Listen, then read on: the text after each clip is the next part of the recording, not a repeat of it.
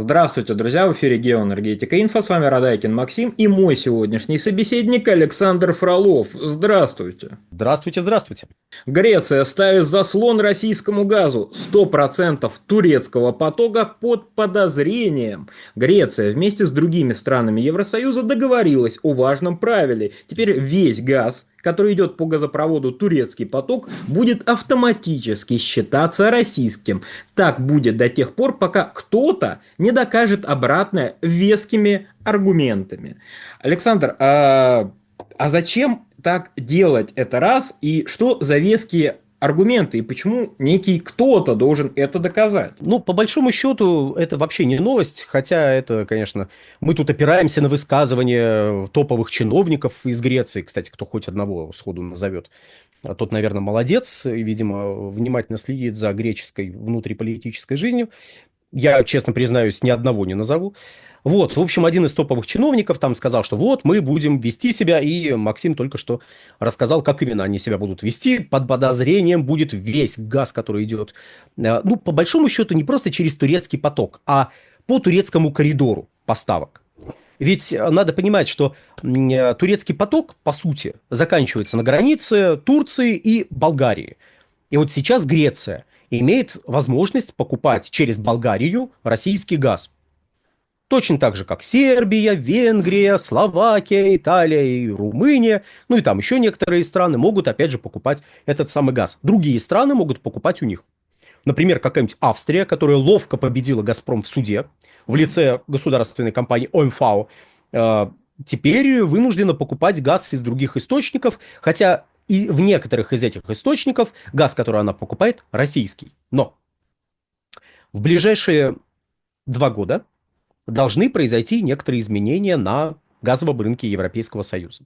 Так, например, летом 2026 года вводится запрет на импорт российского газа, который идет по краткосрочным контрактам. Собственно говоря, запрет на импорт российского газа вводится с 1 января 2026 года. О, ужас! А погодите, а как они будут продолжать что-то покупать? Все нормально. Имеется в виду, что нельзя будет заключать новые контракты. Собственно говоря, с 17 июля 2025 года новые контракты уже нельзя заключать. Все. С 1 января действия всего, что заключили, или по какой-то нелепой причине, после 17 июля 2025 года больше нельзя исполнять, все, ни в коем случае.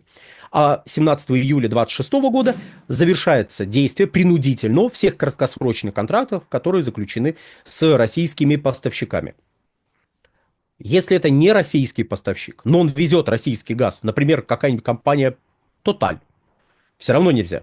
Если только это не газ, который идет по средне- и долгосрочным контрактам. Они могут действовать до 1 января 2028 года. Не включительно, а вот именно до 1 января 2028 года. То есть, как только пробьет 12, 31 декабря 2027 года, весь российский газ превращается на рынке Европейского Союза в тыкву. К огромному сожалению потребителей российского природного газа на территории Европейского Союза. Потому как, когда мы видим высказывания европейских чиновников разного уровня, включая топовых греческих чиновников, о том, что мы прекратим, мы перестанем, то мы не слышим слова тех, кто покупает газ. Но парадоксально, в нашем информационном пространстве, ну так как звучат слова чиновников, то наши граждане говорят, перекрыть им газ. А вот перекрыть им газ принудитель. Вот заранее взять и перекрыть им газ. Глядя какую-нибудь вот эту вот физиономию, которая говорит, мы запретим. Так принудительно прекратите им поставлять. Я тут позволю себе в очередной раз сделать следующую оговорку. Такая позиция полностью совпадает с позицией Урсулы фон дер Ляйен.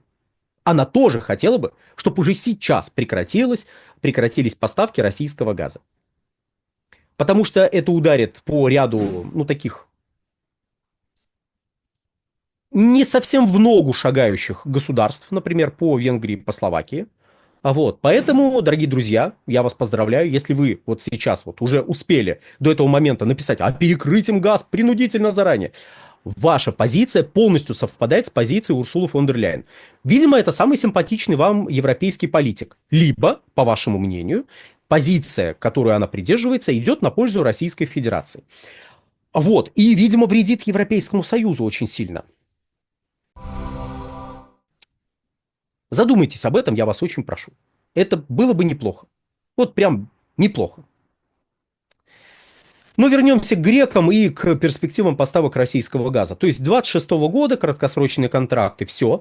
По оценкам Европейской комиссии это 12 миллиардов кубов. Ну, примерно. За год.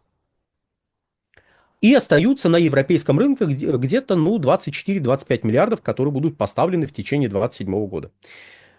Потом нельзя будет поставлять этот газ. А что можно поставлять? Ну, теоретически, если вдруг кто-то, например, Азербайджан, скажет, а вот давайте мы наш газ поставим через турецкий коридор, ну, то есть через территорию Российской Федерации, через турецкий коридор поставок, и этот газ придет в Европейский Союз.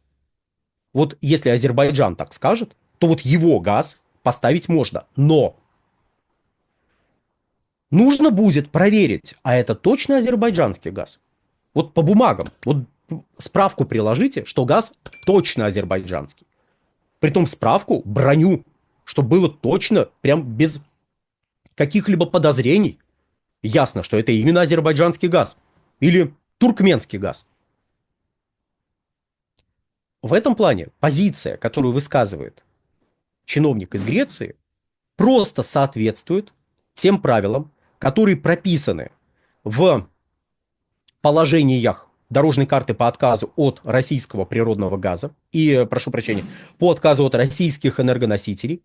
И это соответствует положениям, уточненным Европейским Советом. С этими положениями дальше выходят на переговоры, и положения в итоге должны превратиться в закон, который потом еще и будет распространяться на все страны-члены Европейского Союза, которые, кстати, ну, по крайней мере, если эти страны импортируют российский газ, должны будут представить свои национальные планы по отказу от этого самого газа. Весь газ, который идет со стороны России, под подозрением, что это российский. Кроме того, если вы поставляете газ на территорию Европы, и вот вы откуда-то оттуда имеете бумажку, в которой будет прописано, откуда вы этот газ взяли. Потому что транзитом через Россию газ поставлять будет можно, но этот газ будет под жесточайшим подозрением.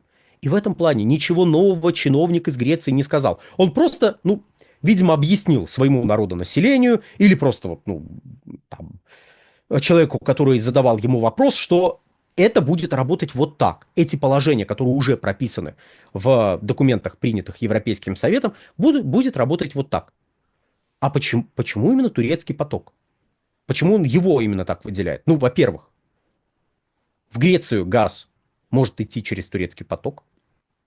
Другие направления поставок, ну, как-то бессмысленны для греческого рынка, если мы говорим про российский газ. А во-вторых, а какие еще трубопроводы сейчас осуществляют прокачку российского газа? Транзитный газопровод через Украину не работает. Ну, на транзит, по крайней мере. Газопровод Ямал-Европа, по крайней мере, его польский участок, не работает. Северные потоки, ну, вы в курсе, что там происходит с северными потоками. Остается только турецкий поток.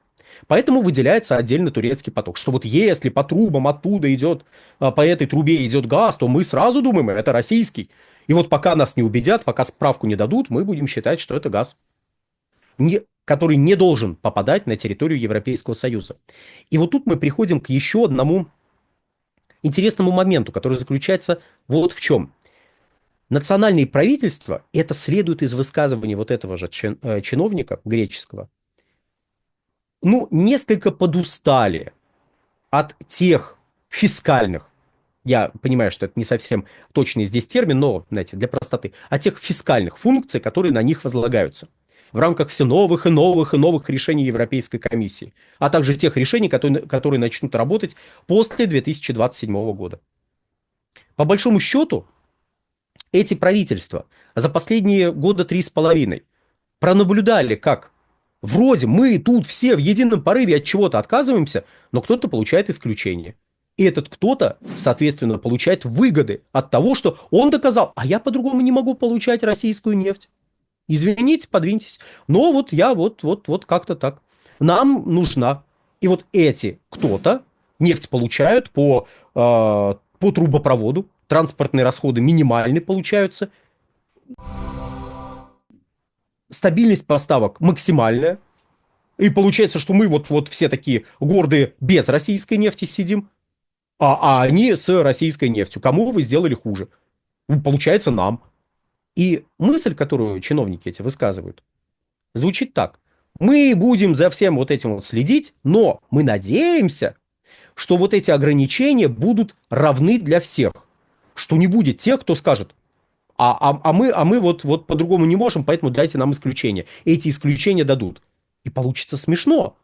Какая-нибудь Греция сидит и такая, да, российский газ мы больше не получаем, фу на него. И вообще весь этот газ, который по турецкому потоку идет, под подозрением. А какие-нибудь другие страны этот газ получают, потому что, ну, они доказали, что без него они не могут. То есть мы здесь видим частный случай того, о чем мы говорим, ну, наверное, на протяжении последних лет 2 периодически. А именно, нарастают противоречия между странами, членами Европейского Союза. Потому что одно дело смотреть на Европейский Союз как на такое монолитное образование. Там вышла Урсула фон дер Ляйен, и мы на эмоциональном уровне воспринимаем, что ну вот это позиция Европейского Союза. А другое дело, если мы посмотрим на Европейский Союз как на систему, состоящую из различных вертикальных и горизонтальных связей, экономического характера в первую очередь. В данном случае это означает следующее, что есть противоречия между странами Европейского Союза, и те, кто придерживаются более аккуратно придерживаются той политики, которая диктуется из Брюсселя, оказываются в менее выгодном положении, чем те, кто сказал, мы, знаете, мы вот подождем. И это обостряет противоречия между этими странами. Более того, если кто-то из них получил конкурентное преимущество, то против него ополчатся остальные и скажут, а что это у него конкурентное преимущество? А ту его, а ту. И тут оказывается, что кроме вот этих связей, которые мы можем определить как отдельные государства, есть еще компании. А эти компании могут располагаться, активы этих компаний, сразу в нескольких странах Европейского Союза. И по удивительному стечению обстоятельств эти страны оказываются, придерживаются более или менее одинаковой позиции по тем или иным вопросам в области энергетики. Например, компания МОЛ. У нее есть активы в Венгрии и в Словакии. И Венгрия и Словакия придерживаются примерно одинаковой позиции в отношении российских энергоносителей. Радует ли это конкурентов компании МОЛ? С учетом того, что нефтепереработка в Европе находится сейчас не в самом лучшем финансовом положении. Притом сейчас это последние лет 16, а то и 17. С учетом того, что перспективы этой нефтепереработки, мягко скажем, сомнительные, потому что Европейский Союз, и тут еще одна связь интересная выстраивается, берет курс на отказ от двигателей внутреннего сгорания, по крайней мере, с 1935 года вводится запрет на продажи новых автомобилей с ДВС. Будете ли вы вкладывать деньги в модернизацию нефтеперерабатывающих заводов, а тем более в строительство новых нефтеперерабатывающих заводов с учетом этого фактора? И я сейчас не утверждаю, что у Евросоюза получится ввести этот запрет, и что этот запрет будет действовать. Я лишь говорю о той стратегии, которой вынуждены придерживаться с учетом этой перспективы компании на территории Европейского Союза. Они не будут вкладывать много денег в модернизацию. Да, ремонт, понятно. Там какой-то капитальный ремонт, понятно. Но тут накладывается еще и сложное финансовое положение, недозагрузка мощностей, которая наблюдается еще раз последние лет 16, а то и 17. И мы приходим к тому, что уже накопленные до 22 года противоречия обостряют конкурентную борьбу, вот в эту внутривидовую борьбу в Европейском Союзе. Что заставляет использовать и политический фактор тоже. Александр, большое спасибо за комментарии, друзья. Подписывайтесь на телеграм-канал Геоэнергетика Инфо. Подписывайтесь на телеграм-канал Александра Фролова. Ссылки будут в описании и закрепленном комментарии. Там же будут реквизиты для желающих финансово поддержать наш проект, чтобы мы и дальше также бодро вещали на всех площадках без монетизации, благодаря исключительно вашей поддержке. Спасибо, до новых встреч. Всего хорошего.